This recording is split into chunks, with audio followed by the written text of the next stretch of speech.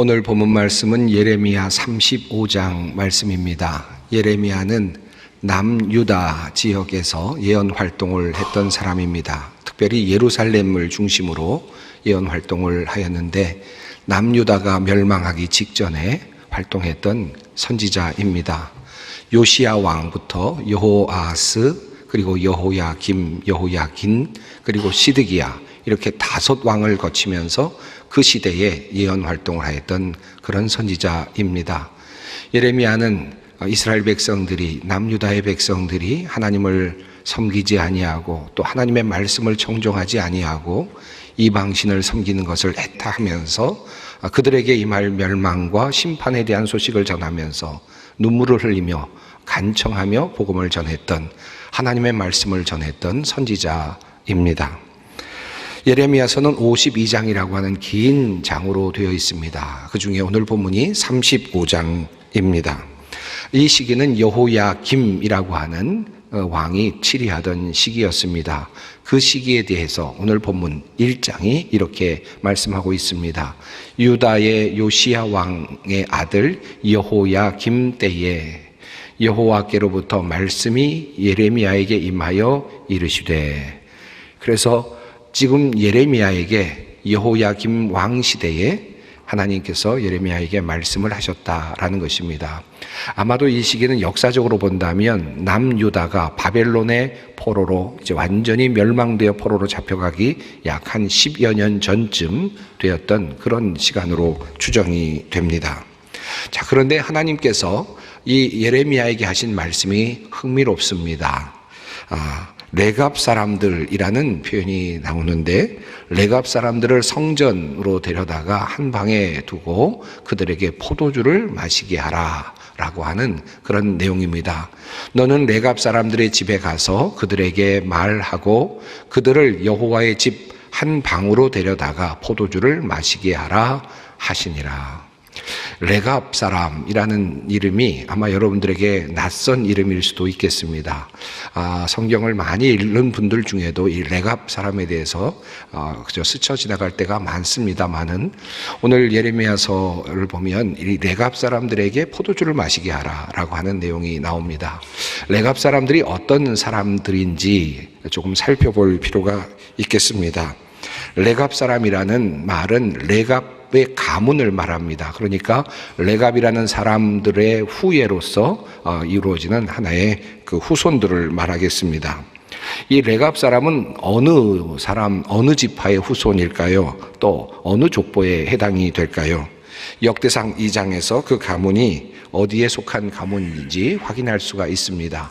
야베스에 살던 서기관 종족, 곧 디랏 종족과 시므앗 종족과 숫갓 종족이니 이는 다 레갑 가문의 조상 함마댓에게서 나온 겐 종족이더라, 이렇게 되어 있습니다.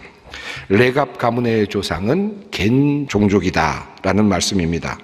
한마디로 말하면 레갑 가문은 이스라엘의 정통 가문이 아니다 라는 뜻입니다. 겐 족속 가운데서 나온 이방 가문이다 라고 하는 내용을 확인할 수 있습니다. 이 겐 족속과 관련해서 거슬러 올라가면 성경에서 몇 가지 사실들을 확인할 수가 있습니다. 특별히 기원으로 올라가면 가인까지 연결이 되는 것을 알 수가 있는데요, 민수기 24장 21절 이후에서 확인할 수가 있습니다. 그리고 나면 또 아브라함 시대에도 이 겐 족속과 관련된 이야기가 나오고 있는 것을 볼 수 있습니다. 창세기 15장에서 하나님께서 아브라함에게 축복해 주시면서 이제 그가 차지할 땅을 말씀하시는데, 겐 족속이 차지하고 있었던 땅을 너희가 차지하게 될 것이다 말씀하시는 내용이 나옵니다.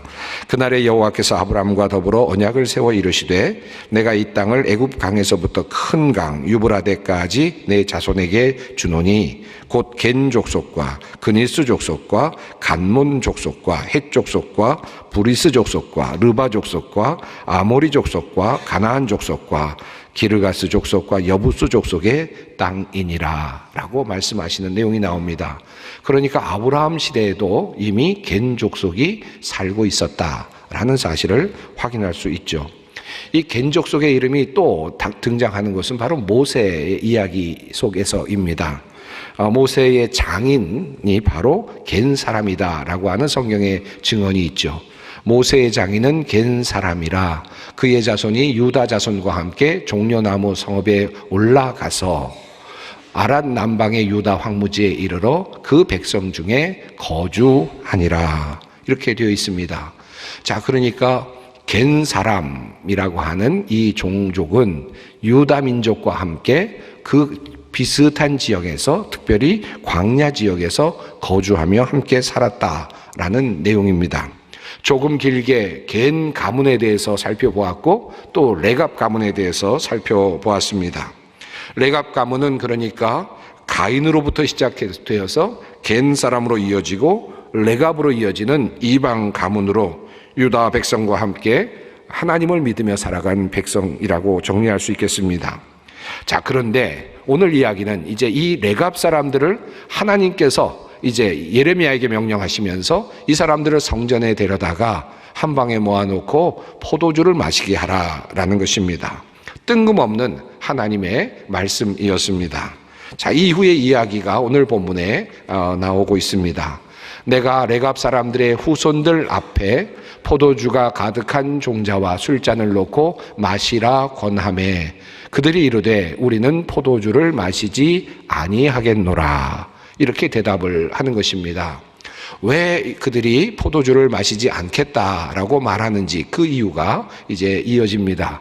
레갑의 아들 우리 선조 요나답이 우리에게 명령하여 이르기를 너희와 너희 자손은 영원히 포도주를 마시지 말며 너희가 집도 짓지 말며 파종도 하지 말며 포도원을 소유하지도 말고 너희는 평생 동안 장막에 살아라.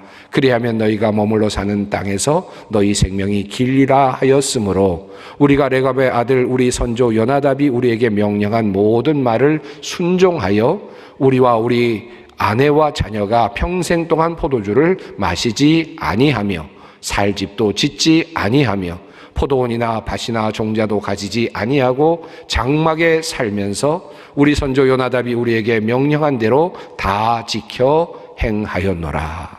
이것이 바로 레갑 자손들이 말하는 포도주를 마시지 않겠다는 이유였습니다.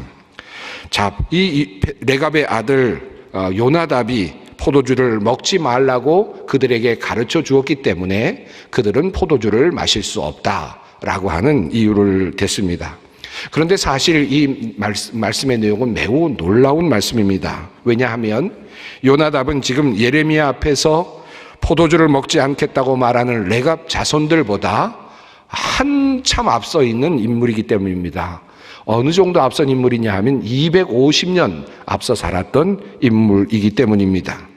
한마디로 레갑의 자손들은 요나답 이후부터 250여 년 동안 포도주를 먹지 않고 집도 짓지 않고 장막에 살며 그렇게 살아왔다라고 할 수 있겠습니다.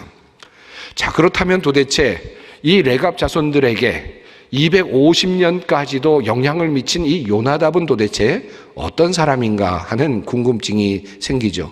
이 요나답이 어떤 인물인지를 알 수 있는 구절이 있습니다. 이 이야기가 열왕기하 10장에 나옵니다. 장면은 이렇게 시작이 됩니다. 예후가 거기에서 떠나가다가 자기를 맞이하러 오는 레갑의 아들 여호나답을 만난지라 이렇게 이야기가 됩니다. 여기서는 요나답이라는 말 대신에 여호나답이라는 표현으로 되어 있지만 같은 사람이 틀림이 없습니다. 레갑의 아들이기 때문이죠. 그리고 같은 음을 사용하고 있습니다. 그러니까 요나답 같은 사람이죠. 자, 이 요나답을 만나는 장면이 나오는데 그 만나는 사람이 바로 예후입니다. 예후를 먼저 조금 더 알 필요가 있습니다. 이 예후는 굉장히 중요한 인물로서 예후 왕조를 만든 왕이 되었던 사람이죠. 바알과 아세라를 섬겼던 북이스라엘 왕이 있습니다. 여러분 아시는 것처럼 바로 아합 왕이지 않습니까? 그리고 그의 부인 이세벨이 있지 않습니까? 이 사람들이 바알 신을 섬기고 아세라를 섬겼습니다. 풍요의 신인 바알과 다산의 신인 아세라를 섬겼습니다. 이스라엘 온 지역이 그만 이 이방신을 섬기는 일로 가득했습니다. 이 문제를 두고 엘리야와 엘리사가 끊임없이 예언 활동을 하며 그 문제를 지적했지만 그들은 바뀌지 않았습니다. 마침내 엘리사는 이제 하나님의 말씀을 따라서 새로운 왕을 세우게 됩니다. 그것이 바로 예후였습니다. 이 예후라는 사람에게 기름을 붓게 되죠. 그리고 왕으로 세웁니다. 지금까지 오므리로부터 시작되어서 아합으로 이어지는 오므리 왕조를 끝내고 이제 새로운 예후 왕조를 세우는 일이 시작된 것입니다. 예후는 하나님의 그 기름 부음을 받은 후에 그리고 하나님의 명령을 따라서 아합 왕의 아들들을 죽입니다. 그리고 이세벨을 찾아갑니다. 쫓아가죠. 결국 두려워한 그 이세벨을 섬기던 신하들이 이세벨을 도리어 창으로 내어 던져서 죽이게 되는 일이 일어납니다. 아합 왕을 쫓아내게 되고 모든 것들을 다 진멸하고 바알을 섬기던 모든 선지자들을 죽이는 일을 해내지요. 그리고 이제 왕으로 이제 이스라엘을 다스리게 됩니다. 북이스라엘을 다스리는 왕이 됩니다. 그 왕의 이름이 바로 예후입니다. 자, 그런데 지금 요나답이라고 하는 여호나답이라고 하는 이 열왕기 하에 나오는 10장에 나오는 이 인물이 이 왕이 되는 이 예후를 만나는 장면이 오늘 본문 말씀 조금 전에 보여드린 열왕기 10장의 말씀입니다. 자, 어떤 내용인지 성경을 한번 보겠습니다. 예후가 이렇게 말합니다.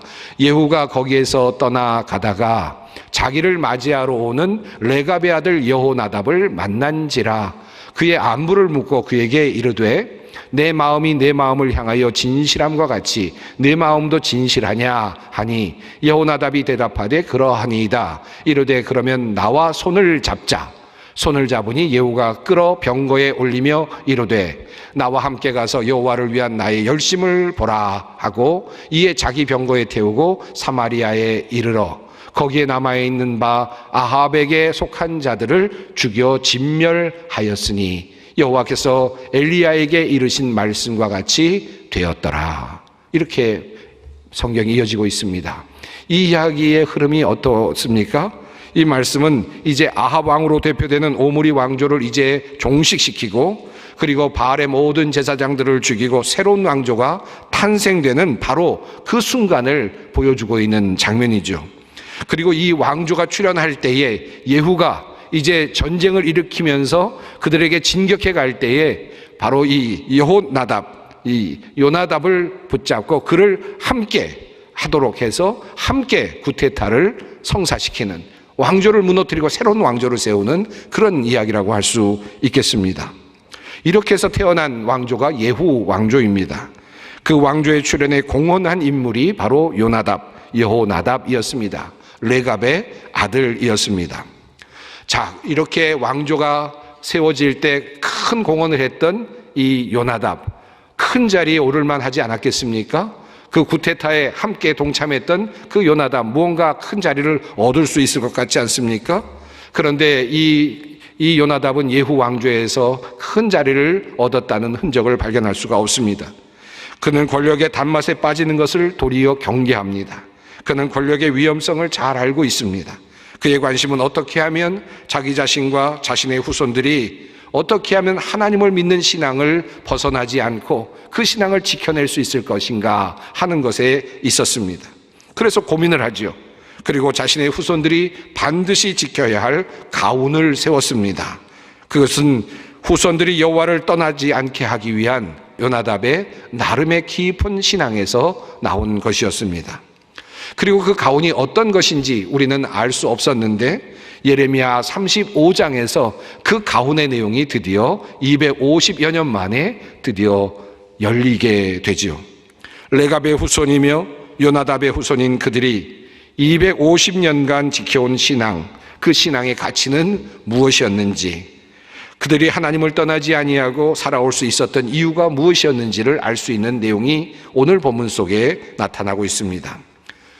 요나답이 그렇게 얼마든지 권력을 차지하고 힘을 차지할 수 있는 그 위치에서 자기 자신도 지켜가며 자신의 자녀들에게 후손들에게 명령한 신앙의 틀은 어떤 것이었을까요? 첫째로 그것은 바로 포도주를 마시지 말라라고 하는 것이었습니다. 그들이 이르되 우리는 포도주를 마시지 아니하겠노라. 레갑의 아들 우리 선조 요나답이 우리에게 명령하여 이르기를 너희와 너희 자손은 영원히 포도주를 마시지 말며. 포도주를 마시지 말라라는 이 말은 문자적으로 해석할 수도 있겠습니다마는 그 의미를 깊이 헤아리는 것이 더 중요할 것이라 생각합니다. 요나답이 포도주를 마시지 않음으로써 얻고자 했던 것이 무엇일까요? 아마도 그는 절제된 생활을 통해서 언제나 맑고 그리고 건전한 정신을 유지하고자 했던 것 같습니다. 하나님을 보다 더 바르게 섬기기 위해서 보다 더 절제된 생활을 원했고, 이웃들을 보다 더 잘 섬겨내기 위해서, 사랑하기 위해서 그는 보다 더 바른 정신을 유지하기를 원했다고 할 수 있겠습니다. 당시의 상황은 더욱 그러했습니다. 바알을 섬기고 아세라를 섬기는 그 종교의식은 술에 취해서 그렇게 진행되는 그와 같은 예식들이었기 때문입니다. 그 정도가 지나쳐서 방탕한 삶이 되고 정욕의 삶이 되게 만드는 이방인을 섬겼던 그 종교를 벗어나서 그들은 이제 포도주를 마시지 않기로 그렇게 결정을 한 것입니다. 그것을 그 가문의 가훈으로 남겨두었다는 것입니다. 그리고 요나답은 이제 두 번째 가훈을 그들에게 주었습니다. 너희가 집도 짓지 말며 파종도 하지 말며 포도원을 소유하지도 말고 너희는 평생 동안 장막에 살아라. 이것이 두 번째 요나답의 가훈입니다. 집을 짓지 말라, 파종하지 말라, 포도원을 소유하지 말라. 이 세 가지 공통점이 무엇으로 보이십니까? 이 세 가지 가운데 공통적으로 나타나는 것은 바로 땅이죠. 요나답은 땅을 소유함으로써 생기는 그 위험을 간파하고 있었던 것입니다. 그는 땅에 정착하고 소유하는 것으로부터 나오는 모든 위험성을 알고 있습니다. 아무래도 집을 짓고 파종을 하고 정착을 하고 포도원을 소유하다 보면 자신도 모르게 탐욕의 마음을 빼앗기게 될 것입니다. 더 큰 집, 더 큰 수확, 더 많은 수확, 더 넓은 기업을 소망하게 될 것입니다. 사실 이스라엘 백성들이 하나님을 떠나서 바알을 섬기게 되었던 이유가 바로 여기에 있었습니다. 그들이 땅에 정착하면서 농사를 지으면서 더 많은 소출을 원했지요. 그렇기 때문에 그들은 바알을 섬겼습니다. 더 많은 노동력이 필요했습니다. 그렇기 때문에 다산을 상징하는 아세라를 섬기고자 했습니다. 그들을 통해서 많은 자녀를 낳고 노동력을 얻고 그리고 그 신을 통해서 농사가 잘 되는 것을 꿈꿨던 것입니다. 다시 말하면 이와 같은 자신들의 욕심이 다양한 종교를 믿게 하고 다른 신을 섬기게 하는, 이방신을 섬기게 하는 이유가 되었다는 말입니다. 결국 그래서 이스라엘 백성들은 바알을 숭배하는 그런 민족으로 나가게 되었습니다. 오늘 우리에게도 정확하게 맞닿는 말씀이라고 할 수 있겠습니다.